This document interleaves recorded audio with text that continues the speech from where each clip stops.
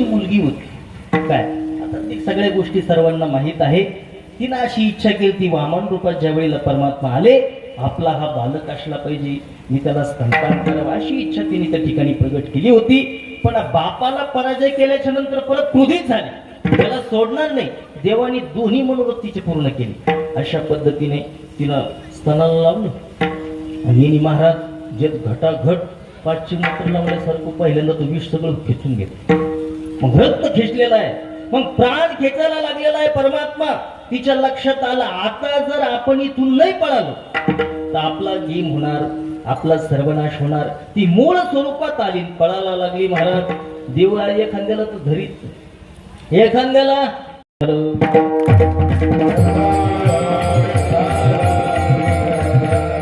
कंसाला बातमी कळाली. कंस जास्तच घाबरून गेला.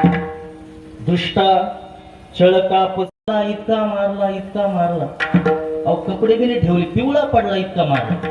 आणि कंसाच्या सभेत जाऊन सांगितलं कंसा त्याचं ज्योतिष सांगायला गेलो पण त्याचं काही भविष्य सांगू शकलो नाही. तो सांगून टाक तुला जे आवडत ते खाऊन घे जे पहा वाटतं ते पाहून घे तुझं काही खरं नाही. अशा पद्धतीने एक एक पद्धतीचे राक्षस विठाल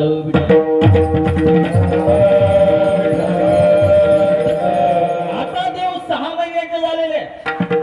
एका दिवशीचा प्रसंग आहे. यशोदा मैया अंगणामध्ये बसलेली आहे. आपल्या बाळाला मांडीवर घेतलेला आहे आणि सांगितलं आता त्याचा कार्यक्रमच करून येतो. त्याला जिवंत आणू का मारून आणू सांग फक्त कंसा. सांगितलं कसं तरी घेऊन ये. वावटळीचं रूप धारण केलं आणि परमात्मा सर्वज्ञ देवाच्या लक्षात आलं. अशा वाऱ्या वावधानात आई तर घाबरून जाईल. पण देवाने एक लीला केली तिथे यशोदेच्या मांडीवर गरिमा महिमा आणि मा हे जितक्या रिद्या सिद्ध्या ह्यो विश्वामध्ये मालच तिथून येतो. देवाने गरिमा नावाची वृत्ती बोलवली एक शब्दी बोलवली. तिचं असं असतं माणसाचा त्याच्या चोऱ्या पण होईल. ह्या येथून सगळ्या गवळणी अंगणामध्ये आलेले आहे. मग एक गवळण सांगू लागली. पहिली आली धावत म्हणे की बाई काय केली मात मुखासी मुख चुंबन देत गळ्यामध्ये हात घालीत घरू जाता सापडी नाही. यशोदे यशोदे बाळ तुझा काय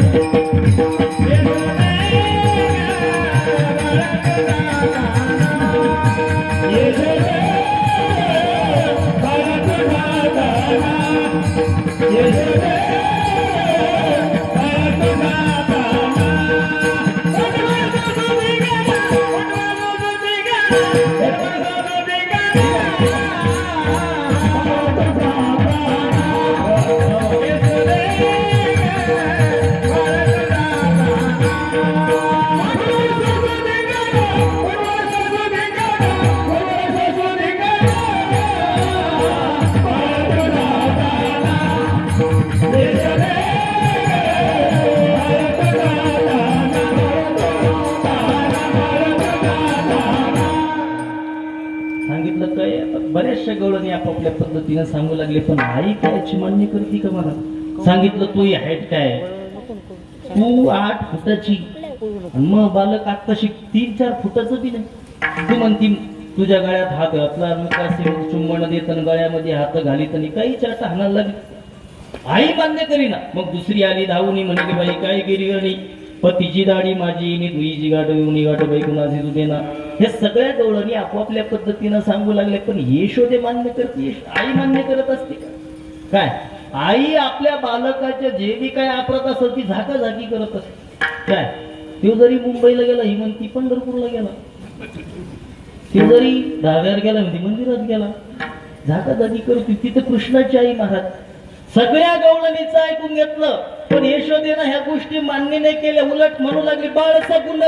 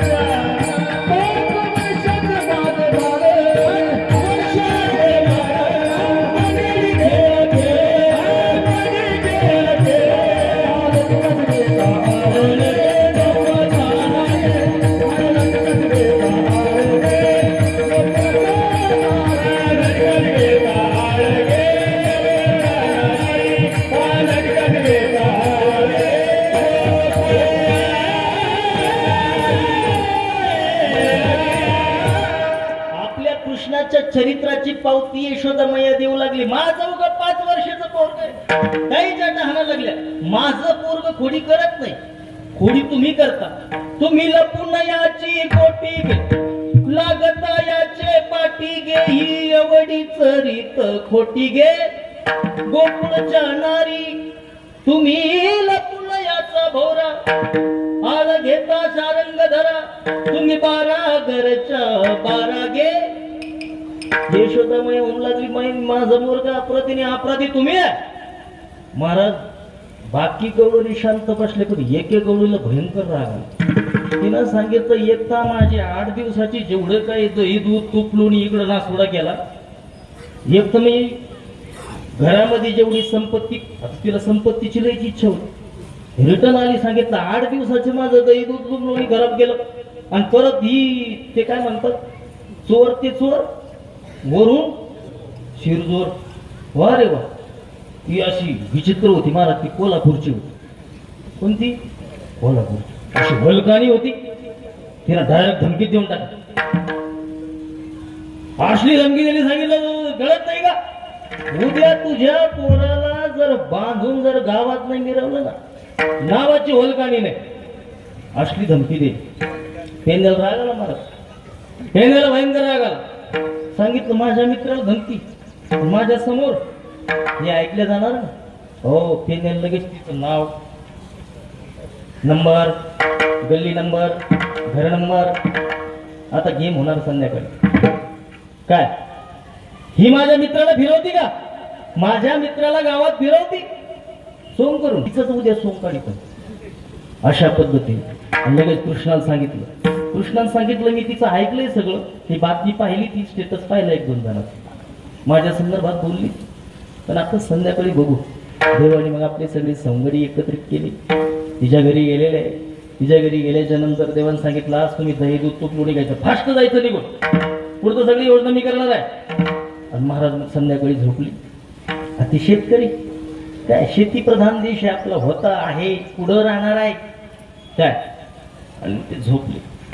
आता ते त्याच्यात असं होतं साहेब, लग्न जमवताना सगळ्या गोष्टी पाहिल्या, पण त्यांच्या उंचीचा विचार नव्हता केला.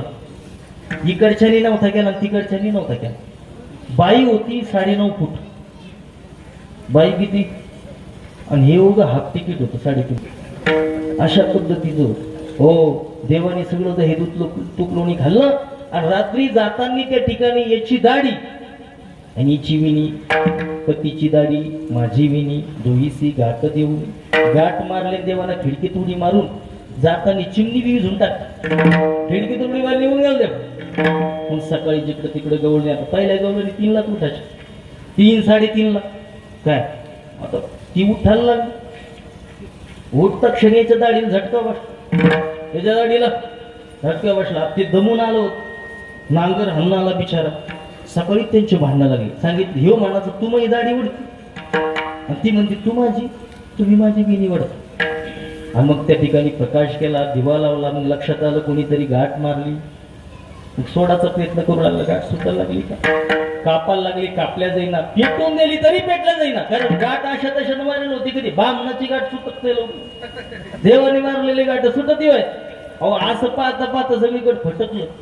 आणि मग बाकीच्या म्हणू लागले, का ग होलकाणी बाहेरची ना, झालं काय नाही.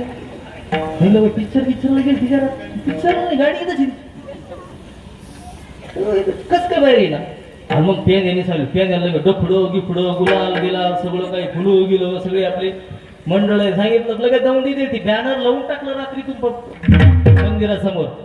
आपल्या गावात सुंदर एक सोंग येणार आहे, तरी गावातल्या मंडळींनी गल्लीमध्ये येण्याची, उपस्थित राहण्याची ठिकाणी कृपा करावी. दरवाजा उघडला, चाललं सोंग. 9 फुट्या आणि ती हाफ तिकीट. ते असं लोक करून चालायला लागलं. सगळ्या गावात त्यांना फिरवलं. पतीची दाढी, माझी विणी, अशा पद्धतीच्या लीला देव करू लागले. कधी अशी लीला, पण यशोदेला ते खरं वाटत नव्हतं. मग देवाने काय केलं, आईला बी जरा अंदाज आपल्या चोरीचा, बाहेरच्या चोऱ्या चालून सोडून दिल्या. मग घरच्या चोऱ्या सुरू केल्या. कापूस बी, ज्वारी, डब्यातले पैसेच काढ, अशा पद्धतीच्या चोऱ्या चालू केल्या. यशोदेला बी अंदाज आला, कृष्ण चोऱ्या करतो. सांगितलं, कृष्णा आता चोऱ्या ठीक नाही बघ, मला बी अंदाज आला, तू चोऱ्या करायला लागला. आता हे सगळ्या चोऱ्या बंद करून टाकायच्या. आता तुम्ही शाळेत जायचं. शाळेत आताच्या शाळेत तर पहिले अशा शाळा नव्हत्या. आता तर त्या 5-6 वर्षाच्या पोराच्या पाठी एवढं दप्तर राहतात. त्याचं वजनापेक्षा जास्त मोठं दप्तर राहतं. हो, काय राहतं काय नाही त्याच्यामध्ये, देवालाच माहिती काय.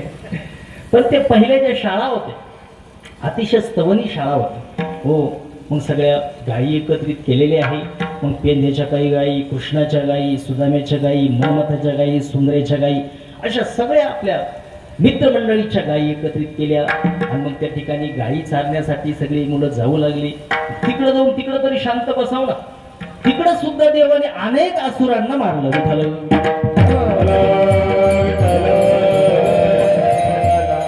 मग देव अशा गाया चाराला लावून द्यायची.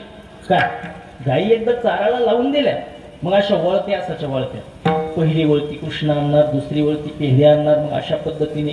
आणि मग गायी चाराला लागल्या. मग त्या जमुनेच्या वाळवंटामध्ये मोठा मोठाले खेळ व्हायचे. खेळ